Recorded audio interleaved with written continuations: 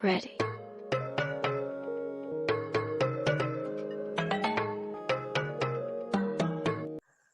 अस्सलाम वालेकुम वरहमतुल्लाहि वबरकातुहू। मैं तहमीश खान अलीगढ़ मुस्लिम यूनिवर्सिटी से इस्तकबाल करती हूँ आप सभी का मेरे चैनल टैम टॉक्स में, और उम्मीद करती हूँ कि आप सब लोग बखैर होंगे। आज के इस प्रोग्राम में मेरे मेहमान खुसूसी हैं डॉक्टर जावेद इकबाल साहब, जो कि भावलपुर पाकिस्तान से हैं। और आपकी शख्सियत मुझे नहीं लगता किसी तारुफ का मोहताज है, लेकिन आपके लिए सिर्फ एक लाइन मैं ये कहना चाहती हूँ कि हाँ, आप अपनी एजुकेशन ले लो या प्रोफेशन, आपने हमेशा अपनी मॉरल वैल्यूज को और अल्लाह के अहकाम को तरजीह दी है, हमेशा उनको लेकर अपनी जिंदगी में आगे काम किया है। आप पेशे से जनरल सर्जन हैं और साथ ही आपका एक बहुत ही उम्दा मोटिवेशनल यूट्यूब चैनल है प्रोफेसर डॉक्टर जावेद इकबाल के नाम से, जिस पे आप बहुत ही अच्छी पेरेंटिंग के ऊपर, चाइल्ड्स के ऊपर, जो आजकल के दौर में बहुत जरूरी है जिनके बारे में जानना, उसके ऊपर वीडियोस डालते हैं। इन्हीं के साथ मैं आपका इस्तकबाल करती हूँ हमारे शो में। अस्सलाम वालेकुम सर, उम्मीद करती हूँ कि आप ठीक होंगे। जी वालेकुम सलाम, बहुत बहुत शुक्रिया जी। तो सर, मेरा सबसे पहला सवाल तो आपसे ये है, जो कि अमूमन हर स्पीकर से होता है, कि जो भी जिंदगी अभी तक आपने गुजारी है, चाहे वो इल्मी एतबार से हो या फिर आपकी जाती जिंदगी हो, उसके ऊपर हम आपसे एक मुख्तसर सा इंट्रोडक्शन चाहते हैं, तारुफ चाहते हैं। जी बहुत शुक्रिया। मैं बस एक आम सा इंसान हूँ। 1961 में मैं पैदा हुआ था और मैं अपने माँ बाप की शादी के 7 साल बाद पैदा हुआ था। तो मेरे पेरेंट्स का ये ख्याल था कि शायद कुछ ऐसा मेडिकल प्रॉब्लम है कि उनको औलाद ना हो, तो वो अडॉप्ट करने के बारे में सोच रहे थे कि कोई बच्चा अडॉप्ट किया जाए। तो फिर अल्लाह पाक का करना ऐसा हुआ कि मेरी विलादत हुई और मेरी पैदाइश के कोई 8 साल के बाद फिर अल्लाह ने मुझे एक बहन भी दी। तो बस हमारी ये छोटी सी फैमिली थी। तो अमूमन जब इस तरह का बच्चा हो ना, जो कि बहुत मुश्किल से पैदा हुआ हो और बहुत लाडला हो और अकेला बच्चा हो, और 8 साल तक मैं, मेरी वालदा और वालिद हम ही थे। 8 साल बाद फिर मेरी बहन भी शामिल हुई। तो अमूमन इस तरह के बच्चों के सिलसिले में ये होता है कि ये बहुत लाडले होने की वजह से काफ़ी इम्कान होता है कि ये बिगड़ जाते हैं। तो मुझे बड़ी खुशकिस्मती है मेरी कि मुझे ऐसे वालिदैन मिले कि जिन्होंने मुझसे प्यार तो बहुत किया लेकिन लाड नहीं किया। यहाँ पाकिस्तान में हमारे एक दोस्त हैं सलमान आसिफ सिद्दीकी साहब, वो बहुत तफसील से इस बात को बयान करते हैं कि माँ बाप को बच्चों के साथ प्यार तो बहुत करना चाहिए, अनकंडीशनल करना चाहिए, लेकिन लाड नहीं करना चाहिए। तो जब उनसे पूछा कि लाड और प्यार में क्या फ़र्क है, तो उन्होंने कहा कि लाड वो है कि जिसमें आप बच्चे की हर वो बात मान लें, इसलिए कि वो आपका प्यारा बच्चा, आपके जिगर का गोश्त है, बगैर किसी लॉजिक के, बगैर इस बात की तस्दीक किए हुए कि उसके पास उसकी सही रीज़न है या नहीं। तो मेरे वालिदैन जो थे, वालिद साहब तो मेरे पढ़े लिखे थे, वालदा जो है वो वाजबी सी तालीम थी उनकी, कुछ मजहबी तालीम थी और उर्दू लिख लेती थी, पढ़ लेती थी।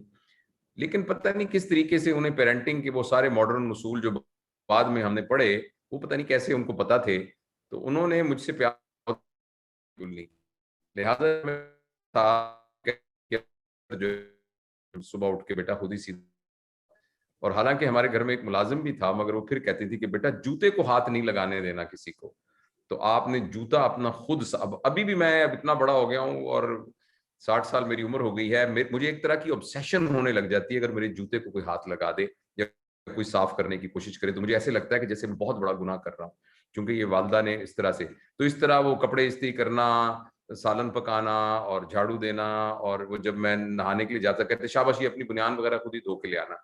तो मैं बड़ा खुशकिस्मत हूँ कि मुझे ऐसे वालिदैन मिले कि जिन्होंने इस तरीके से मेरा बचपन गुजरा। फिर मेरी वो बहन पैदा हुई, तो फिर हम उसकी तरबियत की जिम्मेदारी एक तरह से बड़े भाई की मेरे पास आ गई।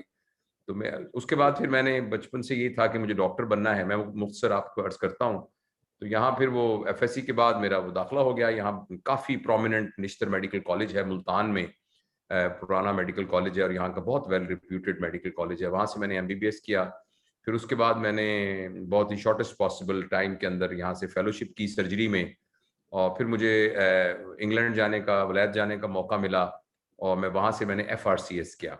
तो यहाँ की फेलोशिप की, एफसीपीएस, फिर वहाँ से एफआरसीएस किया, वापस आया तो मुझे एक स्कॉलरशिप के ऊपर ऑस्ट्रेलिया फिर जाने का मौका मिला और मैंने वहाँ जो हेपेटोबिलियरी सर्जरी है, यानी जिगर की और लबलबे की सर्जरी, तो उसकी फेलोशिप के लिए मैं ऑस्ट्रेलिया चला गया।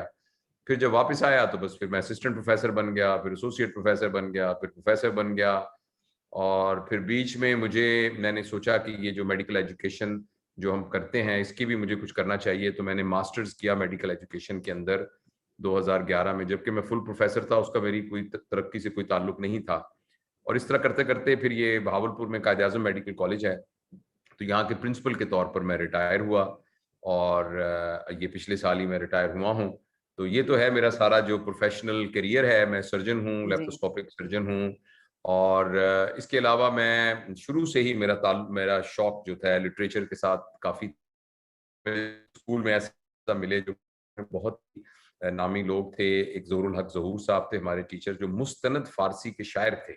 तो उस ज़माने में वो खाना फ़रंगे ईरान वाले उनको बुलाते थे। तो बस उन सब लोगों की सोबत में मैं बहुत बचपन से ही शायरी किया करता था। तो वो शायरी की भी कुछ किताबें हैं मेरी जो जी। वो, लेकिन वो मुझे अपने बाकी कामों की वजह से इतनी फुर्सत नहीं मिली। और इस तरह मैं रेडियो पाकिस्तान में भी काम करता रहा हूँ, अभी भी कभी-कभी करता हूँ। तो ये उनका एक अदबी प्रोग्राम है दबिस्तान, उसका मैं मुदीर रहा हूँ बहुत अरसा। तो ये कुछ थोड़ा-सा मेरा एक ज़िंदगी का है। फिर बीच में रिटायर होने के बाद बहुत अचानक ये सोशल मीडिया वाला जो है एक हमारे पास खिलौना आ जी। गया। और ये भी इत्तफ़ाक़न ऐसा हुआ, एक हमारा लेक्चर था जो मैंने स्टूडेंट्स को दिया। मैं अभी भी देख रहा था, एज़ वी स्पीक उसको 2 साल हो गए हैं, अभी भी 20,000 लोग उसको देख रहे थे इसी वक़्त लास्ट 60 मिनट के अंदर। और मैं हैरान हूँ, पता नहीं उस लेक्चर में ऐसी क्या बात है। तो उसका टाइटल है लर्निंग हाउ टू लर्न। तो वो एक आम लेक्चर है जी। जो कि मैं हर स्टूडेंट्स को हर फर्स्ट ईयर को दिया करता था। बस उससे फिर ये मीडिया शुरू हो गया, फिर मुख्तलिफ यूनिवर्सिटीज़ में मुझे बुलाना शुरू कर दिया, फिर मैं कुछ कॉर्पोरेट ट्रेनिंग में चला गया। तो बस फिर इसी तरह ये सारा सफ़र जारी रहा। मुख्तसर फिर ये अभी है। भी चलता आ रहा है। जी। जी हाँ, जी हाँ। सेकंड राउंड जो कि क्वेश्चन आंसरिंग राउंड है, जी। उसमें मैं आपसे जानना चाहती हूँ सबसे पहले तो बीइंग अ जनरल सर्जन, हम ये देखते हैं हिंदुस्तान में तो डॉक्टर को कम से कम स्ट्रेस में हो तो आप इंशाअल्लाह अज़ीज़ जितनी आपकी तबी उम्र है, आप अच्छे हेल्दी तरीके से गुज़ारें।